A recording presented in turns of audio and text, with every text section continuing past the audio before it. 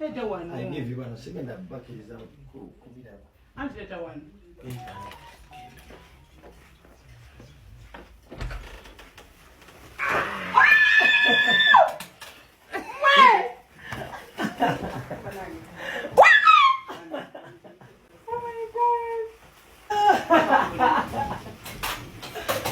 Clap present. Now we are sorry. We are sorry nange mulungi simumanyi. We are sorry. We are sorry.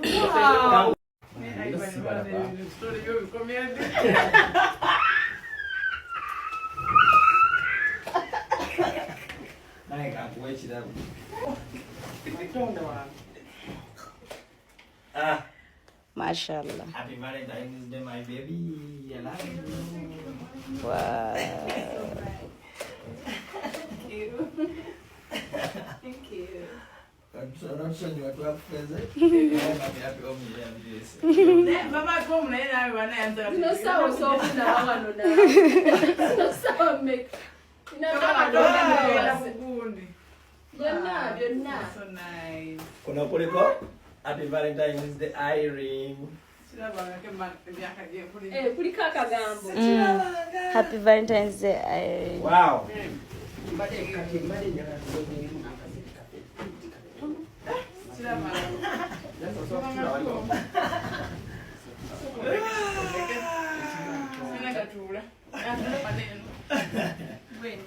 Yes. Valentine's. Chokana bombade mu bimanyi. Ya tukudeko. Bale le kuma. Kaka yobya kwa mnyime mienze. Zigaya bera mu mienze ebiri ngasibayo. Mirembe n'ensambya oluvudde okugabira abantu ebirabo munnange Mirembe asanze ensambya yamutegekedde surprise ewaka so no munsi muno buli muntu yeetaaga omwami nga nsambya mu bulamu bwe nga tweyongeddeyo muna ex wa Derrick bw'atyo naye bw'alayise ku lunaku olwa Valentine nga oluvannyuma lw'okwawukana Derrick yamala naye n'afuna omuntu n'amusuula mu mukwano era ye Wait gy'olaba kamaama yafuna omuntu amwagala ebirungi era naye abadde ku date njagala olabe bw'abadde yeetegeka nga agenda ku date ebirabo bye bamuwadde n'ebirala bingi nnyo ate ndyoke nkulage Derrick bw'ayiridde Portia omusimbi ng'ogwa Valentine bannange binyomye njagala weerabireko. Since it is Valentine and people are posting lovers, they are posting beautiful pictures. But people want to photo shoot. If I color hate, we have nothing to post. Why are we even celebrating the day? Long distance relationships? No, not even long distance relationship. Tulina batwaga. Tulina baami, tulina bachala. Anyway, kangere nonye sente lunaku luno lwa Valentine. But still, it's Lovers Day, so I'm gonna honor it. Yeah, and I put on red. I will put on my red pants and my wegambo mukolo nzija makulu garo olunaku. Twafuka lovers, don't see my cow heart. Twafuka lovers, no twafuka haters. Happy Valentine's Day olunaku luwedde. Anyway, that is just saa 10. Muwade mulowooza ki? Sirika agamba. Noonyeza ssente ziganye obula kangendeko n'omwana ati ku date anayengeza. Behave. Mommy is going out. Behave. Nakopi manani. How am I looking? I'm going to put on black shoes and then I get my black bag. Yeah. Somebody knows that they're going to know your pound. Pound, did you know you're going to so though I look so beautiful, so natural like this, the way you see me.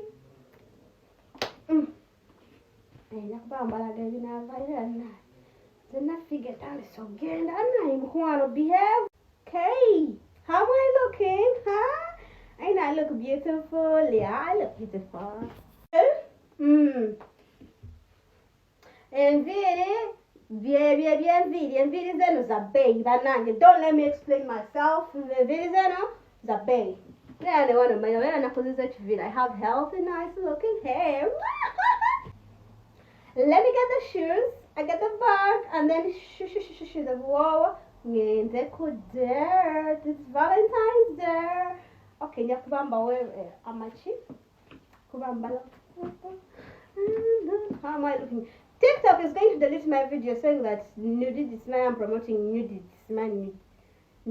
TikTok, don't even delete my video because of this. I know you TikTok people of UK.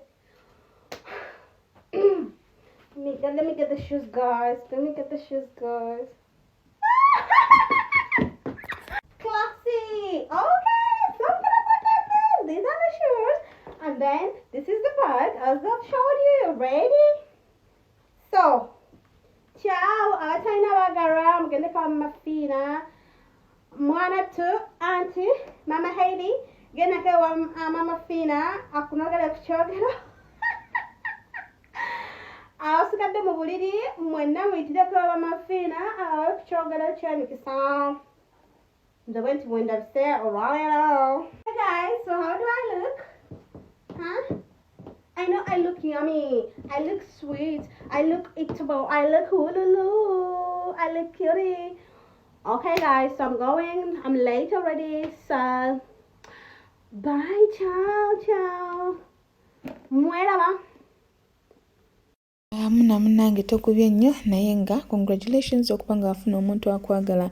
I'm so happy for you. Mwensi muno buli muntu yeetaaga omuntu amwagala ebyaddala ebirungi ate ebiriyo. Ogwo nno gwe musimbi Derek wa radio gwayiridde Posha ku lunaku olwa Valentine. Amutaddemu ssente, amuwadde ssente emitiirivu nga bw'oziraba. Gwe nno munnange amanyi okubala ssente, osobola okubala n'otubuulira omuwendo mu comment section. Naye nga bamuwadde ebimuli, bamuwadde ssente nga bw'oziraba, bamuwadde chocolate, bamuwadde n'ebirala bingi nnyo. Abaana bafunidde ddala ssente, abaana bafunidde ddala ebimuli.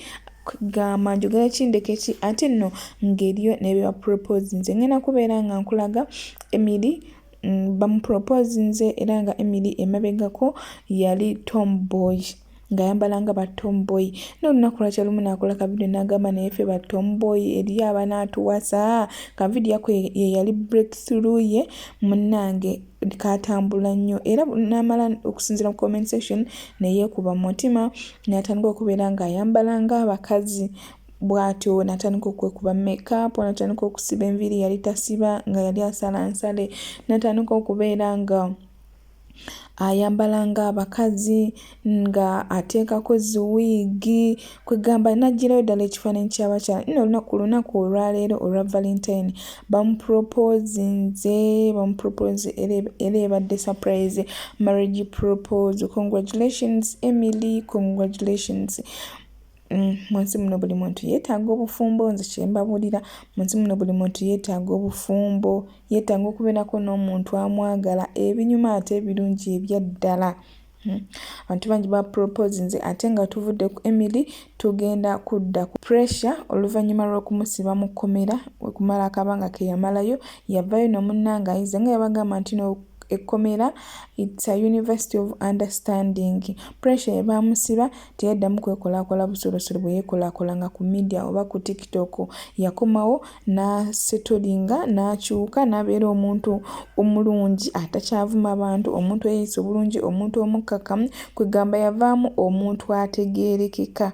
Era essaawa zino content gwakola ababeera mu kweyisa na mukyala we Basma, kola videos n'ebirala. So no ku lunaku lwa Valentine naye asazeewo amproposing. So ate recently bakamala n'okuzaala baby. Olwo yava mu kkomera yaleka mukazi we ng'ali lubuto, yali yakavaawo ne bazaala omwana. So bw'atyo naye asazeewo amuproposing era tulinze mikulu. Ngenda nga bw'obalaba awo munnange bwe batyo balabise ku propose yaabwe nayo ebadde surprise eri omukyala abadde takisuubira. Nenga nyongera okubajjukiza tujja na airport pickup nsaba mujje mutuwagire emiwendo gyaffe giri wansi ddala. Tulina discount ya Tuesday gwena inango kuma ku Tuesday oba olina omuntu gwemanyi akoma ku lunaku olwokubiri ng'ennaku z'omwezi 18 muweereze ennamba yaffe oba mugamba ajje inbox tuwagire tuteesiganye emiwendo giri wansi ddala nga bw'ogiraba. Obeera tolaba ku kitundu gy'olaga jangu ku WhatsApp otubuulire tukubuulire emiwendo egyasaliddwako. Ennamba 0704 44 45 ate nga tuzuula n'omwagalwa omwe mwenna abalina abagalwa bamwe nga bababuzaabuza kimwe ku lunaku lwa Valentine. Mutegedde omwagalwa ddala kituufu akwagala oba nedda oba yeebuzaabuza oba oli kutugaba oba muliko bangi. Jangu tukuzuulire omwagalwa otegeere ekituufu nti akwagala oba nedda. Laavu enyuma ng'oli bw'omu bannange, laavu enyuma ng'olina omuntu akwagala kyekyamazima. Tukyusa ne ssente tuddeyo ne weeraliikira okomawo ne ssente zongolooza abanazitema nga bazitema ku airport munnange ssente tuzikuwanga bwe zirina okubeera. Jangu ne ssente zo tuzikyuse kasita zitabeera coin. Tokyusa ssente mu $, jangu ne ssente nga bwe zirina okuba kuba baba confusinga mbw ate kyusa ssente mu $, yeesinga okuzituwa maidi ya $, eyambuka bwekka. Ojja genda okyusa $, ng'eri wansi ofiirwe ssente zo. N'ekyokubiri ojja genda okyusa $, bakuwe $, enfu, bakuwe $, enkadde, bakuwe $, eziriko inki okukakana nga ggwe mwennyini gwe yeesudde mu loosi. So kiba beta n'ojja ne ssente zo kasita zibeera nga si coin, kasita zibeera nga teziriko damage nga tezaayulikako. Jangu ne ssente zo eza buli currency oba Saudi oba Dubai oba Qatar oba Jordan oba Oman mwenna osobola okujja ne ssente zo tuzikyusiriza ddala munnange. Ate nyongera obajjukiza nti tulina free wifi, tulina n'ebyokulya. Muneesiga ne family zammwe mbalamuze airport ku bwereere balabe nga mulandinga ku miwendo egya wansi ddala. Ngenda kubalambuza airport ku bwereere. Muneesige mbatambuze jangu ku WhatsApp tuteese tuba tetusobola kulemererwa. Ngamba nti Jenna wano nka ssente nga sikaweza ninamu bweziti ne bweziti tujja kuteeseganya tuba tetusobola kulemererwa kuba naffe twali tukube ku kyeyo naffe tumanyi embeera y'omuntu wa wansi. Jangu tuteese tusobola kulemererwa. Ate nekyedda ku airport teri bus teri boda teri taxi. So jangu obookinge ng'obudde bukyali tolinda kumala kufuna tiketi.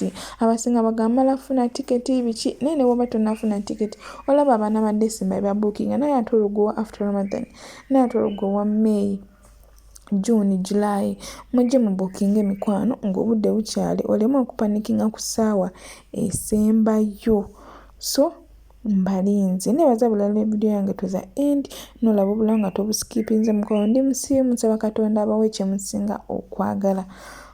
Channel Media kwokyali tewerabira ku supportinga Jenna airport pickup. Ate nga nekirala tukutambuza kabubeere bwa misana kabubeere bwa kiro eri abaana abakomawo ekiro nga Flynas etambula kiro etuuka kiro egenda kiro. Tobeera nga bakubokingidde ennyonyi y'ekiro nga weeraliikirira ani agenda okuntwala weetuli. Enamba yaffe eri ku screen weri ku screen gikopolole jangu ku WhatsApp oba otukubireko tuwogere. Eri abaana batambulira mu Flynas ey'ekiro, batambulira mu Qatar Airways ey'ekiro, batambulira mu Ethiopia Airways ey'ekiro, bangi batambulira mu Egypt ez'ekiro. Bami mutu inboxing etwogerezeganye tuba tetusobola kulemererwa. Tukola kabeebwa misana kabeebwa kiro. Tetuliiko budde, tetuliiko olunaku, tetuliiko ssaawa. Gwe ekikulu jangu obookinge mu budde. Ate nga n'ekirala tetukwata videos. Video tuzikwata ababeera baagala bakwata videos. Oli asobola okugamba nti munnange nze njagala kunkwata video naye saagala kumpostinga ojja zimpeereza ku WhatsApp. Tuwuliriza respectinga privacy z'aba clients baffe kuba mwe bakama baffe era tubawuliriza kyotugambye kye tukola. Bw'oba oyagala video ku WhatsApp tugikwata ne tugikuweereza. Bw'oba toyagala kutunzamu yadde kamera naye tetukikola. Bw'oba oyagala okukwata kamera era otugamba mbu mukwate video mu giposting sikina mbuzibu. Ate bw'obeera totugambye kukwata video tetukwata lwa nsonga oba totugambye oba tongambye kuba abaana babeera beebuuza nti Jenna video zange nga tewankutte video biki munnange oba tewangambye bazisobola kwetumiikiriza. Nkola ekyo ky'obeera ongambye ngendera ku mateeka gammwe bakama bange. So teddeyo ne weeraliikirira tukwata video tupostinga abe tupostinga bebabeera batugambye mikwano bebabeera batugambye okuba postinga n'okubakwata videos so toddeeyo n'okyeraliikirira nti ate nedda okusalawo kuva eri ggwe okusalawo kuba ku kati sinkane mu video eddako.